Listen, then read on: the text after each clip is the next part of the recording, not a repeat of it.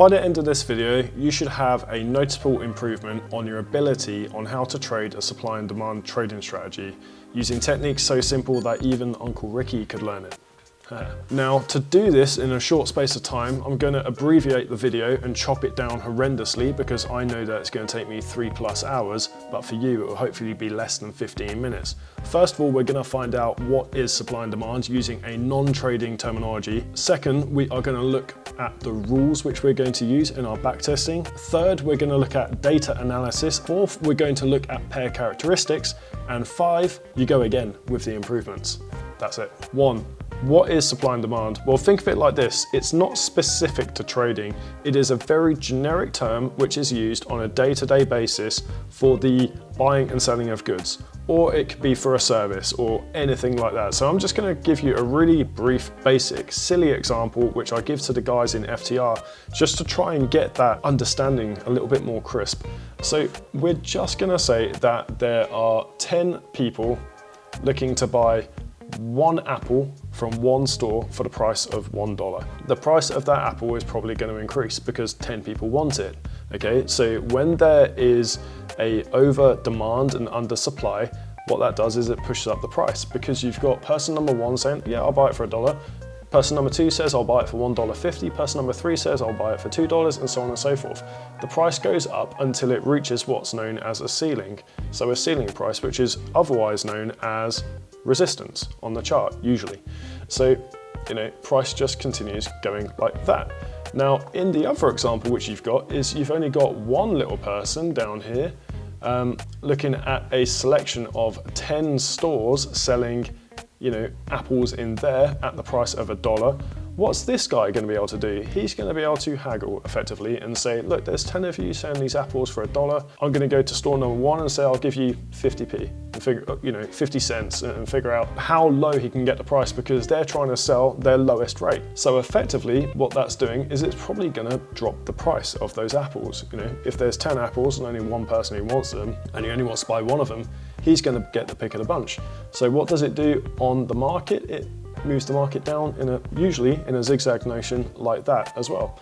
Now, what do we do to stand out on the charts? Okay, what do we tend to do in FTR? It's really simple. There's nothing, it's not a revelation or anything, but all what we're doing is we're identifying particular areas in those supply and demand zones where we want to try to get involved in the market, wait for price to come back down to, tap us in and take us off to profit. Where we decide to get out of the market and then start reversing back down to other areas is down to our backtesting and tried and tested methodologies. In this video, we're not going to go into such depth on it, but I want you to understand that supply and demand trading is very visible on the charts. Now, if you think who is actually moving the markets, it's actually going to be banks, institutions, hedge funds, it's going to be family offices, anybody who's got major money behind them. Can we move the market?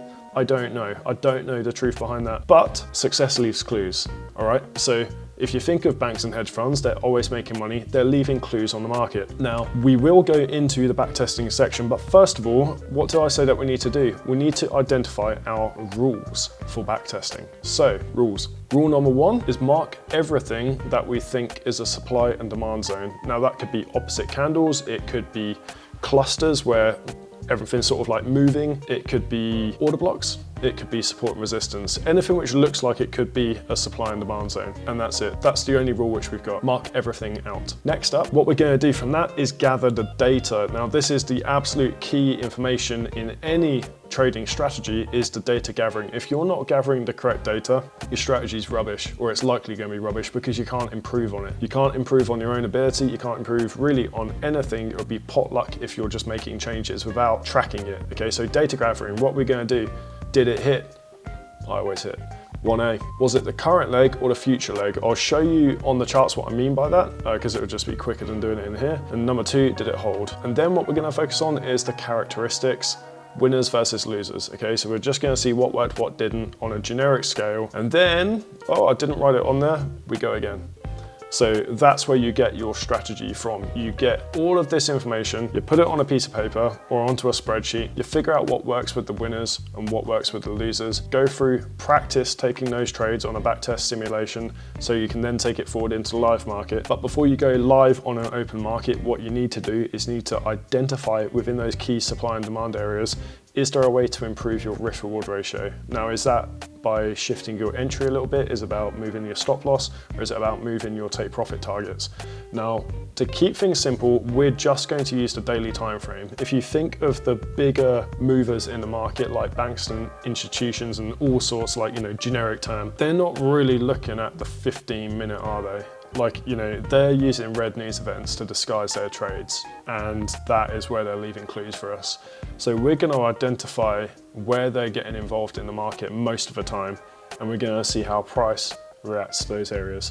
Okay, so without further ado, after our relatively long explanation, let's get into the market. Now, I'm going to jump back to the start of 2010, and quite frankly, it doesn't matter whether or not you do this with bar replay like this, or if you just do it generically, because all what we're doing is we're marking out everything which looks like it could be a supply or demand zone. All right, so really simple. What am I going to do? I might only do sort of like 20 of these just for the purpose of the video to keep it nice and short. But I am going to mark out the opposite candle up there. Daily, let's look at anything else, which is over, current leg or past leg, which I mentioned before. Past leg is over here, it's already happened. Current leg is here. The other thing which I forgot to add into the rules is that the only part of structure which we're going to follow is boss and chock, okay? And by that, what I mean is that is going to be chock in the current case, and this is boss. So we're going to use that for possible trend changes, okay? And that's about it. If you don't know what boss and chock is, literally check out one of the videos, which I'll link up there somewhere, and I go through it in quite a lot of detail, okay? So now at this moment, I'm gonna fast forward the video so you don't have to watch me do it.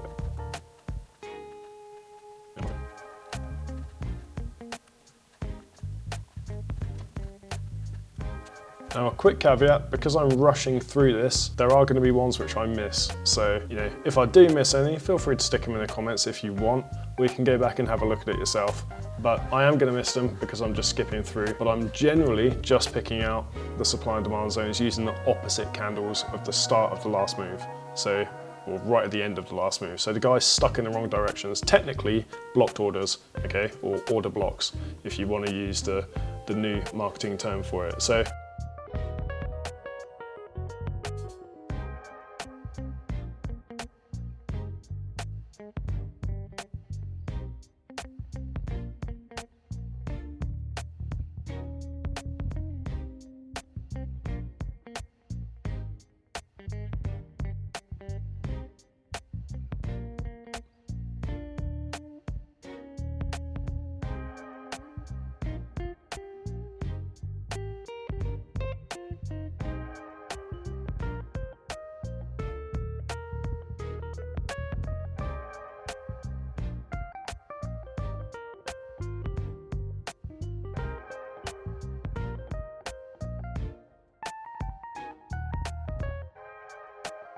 and there we have it. So we finally have a year's worth of data just using the daily. So we're really only looking at about 210 candlesticks, which is nowhere near enough data to get a fully conclusive sample size for improving the strategy, but it's at least going to give us a little bit of an insight as to what we're going to look at. Now, you may have noticed that I wrote this in there, and that was just a note to me, just a log for when we're creating the spreadsheet for the data gathering, that this is an additional thing that I thought of including to get the results. Because what if a particular area, for example, like this, had been used before, when price finally came back up to it again, it just took it out. There were a couple of instances around here where things have got a little bit messy because I forgot to mark them all out, and I've just spotted another one here.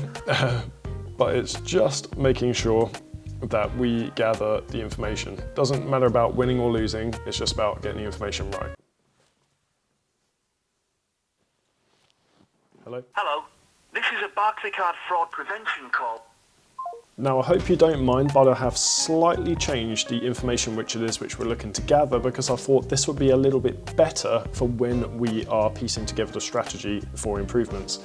So did it smash through or did it hold? Okay, so what we're looking at is the supply or demand zone. Did price pass through it, or did it hold on and it turned into a really solid area where we could then go and try and take profits from. Was it in the current or past leg? And I'm pretty sure I wrote current or future leg before, I meant past.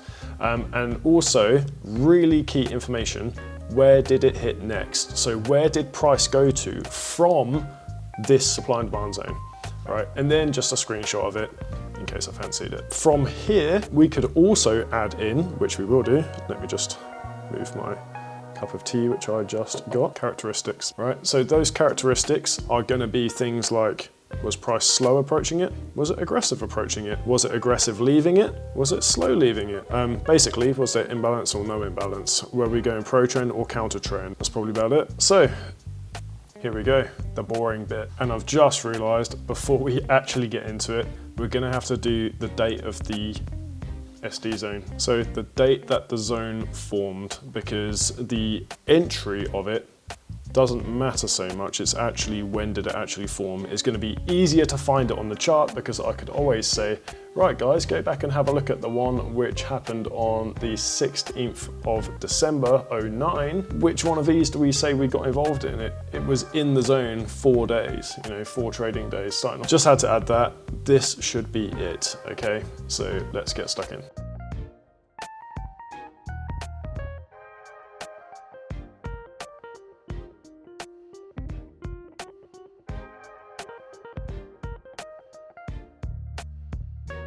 Right then, so take a look at this. We know which one we're talking about. This was just the first one. I'm gonna rush through and do the rest off camera because it's gonna be bloody boring typing it in. And this is the information that we gathered from it, okay? So the date that the zone was formed was technically the previous year, but the date which we entered was the current year, which we're looking at. So 16th of the 12th, 09. Did it smash or hold? It held. Was it the current or the past leg? So it was the current leg, so price was coming down. We got chalk up, I don't know, somewhere over here. So we were just pressing down. It was, where did it hit next? It reached the past leg, which is technically over here. So this was the past leg, which means, it's gone into the future. So the next supply and demand level, which is cool. So it's not just, going towards, boss or chalk, it's going towards the next level at the very least. The screenshot, it was literally just exactly what you can see right there. And then the characteristics, okay? So these are just things which popped into my head. There'll probably be more in future ones, which I can think of, but at the moment, they're not coming to my mind. So it was an inside bar and it was an opposite candle, okay? So that's an inside bar. If I turn that off, it's not. Wow, completely missed that. It's because I was zoomed out. So anyway, I get to turn off.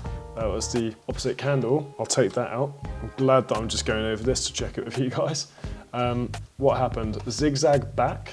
Okay, so aggression out, zigzag back. Continuation slash pre-boss slash most recent order block. All right, so there's the aggression out, zigzag back, and it was the pre-boss. All right, so the next one broke structure beyond that. So it was essentially the last pullback. Even though it's still the same color candle, it's technically an inside bar. So interesting, that's why I like inside bars. All right, so I can't think of anything else to add into this just at the moment, but we will do as we go along. One way for data gathering, which might be really useful, is to use Notion rather than Google Sheets. Notion, you can categorize these and just select the ones that you like, and then you can filter by most popular, etc. So a few hours on, about 6 to be exact, we have got our spreadsheet with the information included. So all what we're going to be doing next is really simply going through what worked and what didn't. So ideally, I want to highlight all the things which did work, so all the ones which held, and then there's other ones which have bounce and then fail, okay? So there's 1, 2, 3, 9 out of 30 trades, which is about a third, just under a third, which were potential for winners. Then ones which we might be able to get something out of, and then obviously there's about a third which just outright failed. So what I would do from here is I would go through and try and find the ones which definitely did work and see if there were any particular characteristics which are repeatable. Now, I went through and I basically listed out all the characteristics that I could think of. There was an easier and quicker way to do it. Could have done this in Notion, just selected the ones which were most relevant. That would have been a lot faster, but this is me thinking while doing it, which is, it takes a long time, but once it ingrains in your mind, you're gonna be doing quite well in the future. So, and this is exactly how I create any of the strategies that I've traded or tested or anything. I would always go through and do this really quite thoroughly. So once you've got the information that you require, where you can see that there's clear, repeatable patterns in the market, that's where you can cancel out basically all the ones which have failed. I know it's probability based, so it's not all of them. You know, they will have some of the same characteristics as the winners, some of them.